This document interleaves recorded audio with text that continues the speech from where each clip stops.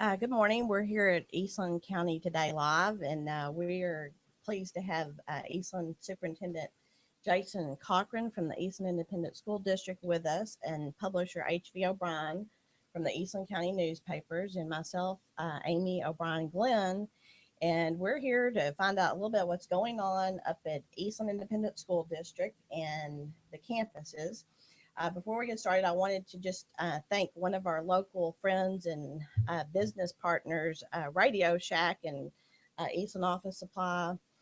Richard Barron, who's a good friend and neighbor to us, helped us out with these mics. We had one problem with one of our mics, and so he's helped us get situated for today. But anyway, I'd like to go ahead and welcome our guest and get started and just find out what's Good morning. happening. Oh. Good morning. I appreciate y'all having me. This is an exciting endeavor for the newspaper to start broadcasting live. I'm sure there's a lot of people excited to get immediate impact in a different source of media. So it's neat to see us venturing out into a different avenue.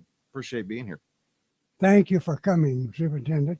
And should we assume that this could be an update on the things you have done and the things you hope to do at Eastland School? Well, absolutely. Anything's open for discussion. This has been an amazing past 6, 7, 8 months since I arrived.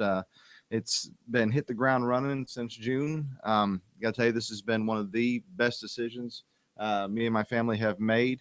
The community of Eastland has welcomed us with open arms, and having kids in school here, it's a neat place to raise a kid. You won't want to do it anywhere else.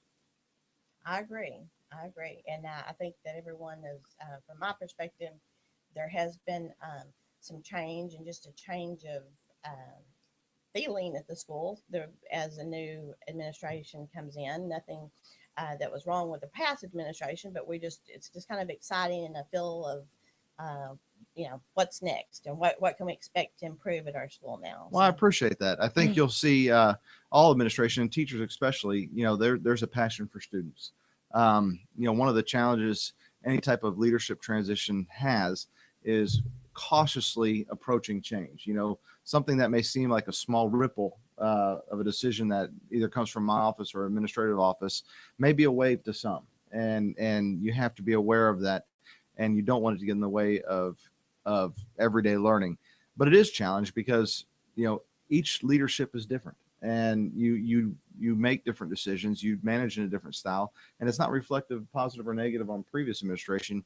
I just have to manage the way I feel that God has blessed me with the talents to do, and also do what's right for kids. But the most amazing opportunity is I'm surrounded by people that share the same passion, and it's been a busy transition, but it's been an easy transition because of the people I get to work with.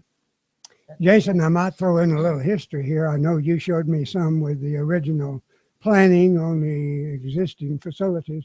I'm working with some local people on updating, and because I'm sort of the senior citizen here, I date back to when Douglas School was still operating here.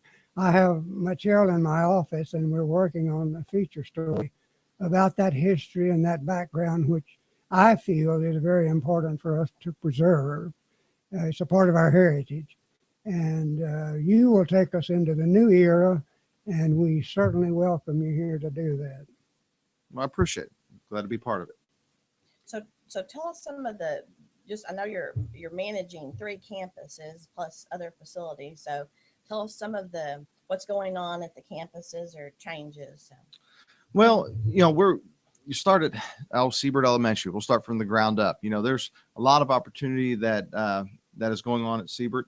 One of the neat things you can see is we are in the middle of finishing a joint project with the city. I was able to catch the tail end of that, which was actually the groundbreaking of a very long process where we applied with a grant for FEMA to build a tornado shelter. That was a process that began with Mr. Hughes and Becca Hallmark, assistant superintendent, and as well as huge support from Mary Jones as they wrote a grant to get this project funded.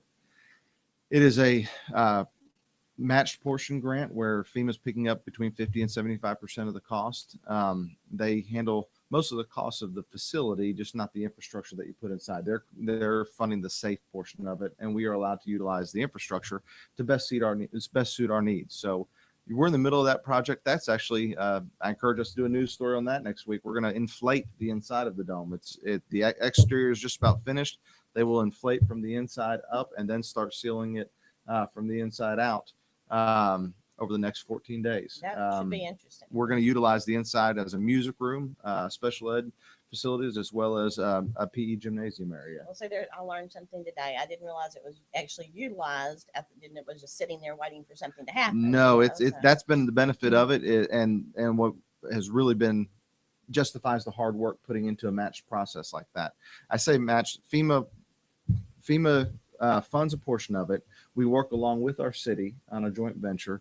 Time and effort, and there's a reimbursement process where they're going to fund. I think in this phase of the project, you're looking between 57 and 63% of the project is funded by FEMA on a reimbursed type scale.